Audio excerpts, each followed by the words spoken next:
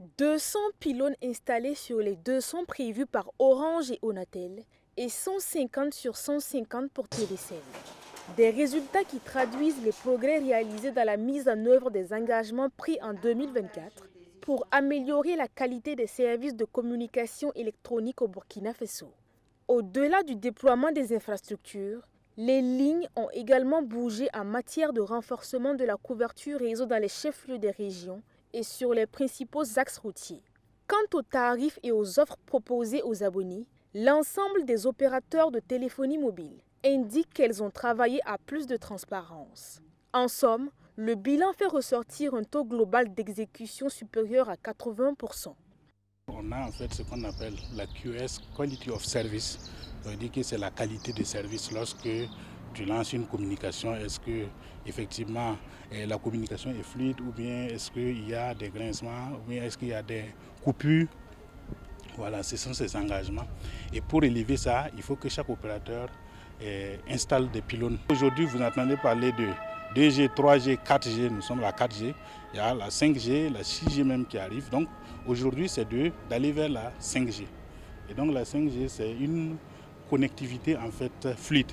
Parce qu'aujourd'hui, on est passé au-delà de la voix. C'est l'Internet qui intéresse même les gens. Voilà, donc le gouvernement aussi met en œuvre des actions pour pouvoir dégager ces fréquences-là, pour permettre aux opérateurs d'installer en fait les pylônes et d'installer des équipements 5G pour faciliter effectivement la connectivité. De leur côté, l'autorité de régulation des communications électroniques et des postes et le gouvernement ont respectivement travaillé à la mise à disposition de la bande de fréquence 2600 MHz et à la facilitation des procédures d'implantation des sites. La ministre en charge de la transition digitale salue les progrès accomplis par l'ensemble des parties prenantes tout en les invitant à poursuivre les efforts engagés.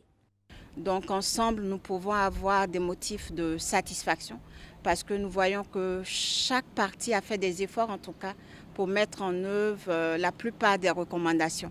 Mais il nous reste encore quelques recommandations qui peinent à être mises en œuvre ou qui sont partiellement mises en œuvre. Donc nous allons échanger tout à l'heure ensemble afin de pouvoir identifier les contraintes à la mise en œuvre de ces recommandations et pouvoir prendre des résolutions afin que ces recommandations, elles aussi, puissent être mises en œuvre afin que les objectifs soient atteints et que la qualité des services de communication électronique soit améliorée pour, on va dire, le bonheur de toutes nos populations et des entreprises et des structures publiques. Rendez-vous est pris pour décembre 2026 pour une nouvelle évaluation avec pour objectif de consolider les acquis et de poursuivre les actions entreprises en faveur de services de communication électronique toujours plus performants et accessibles aux populations.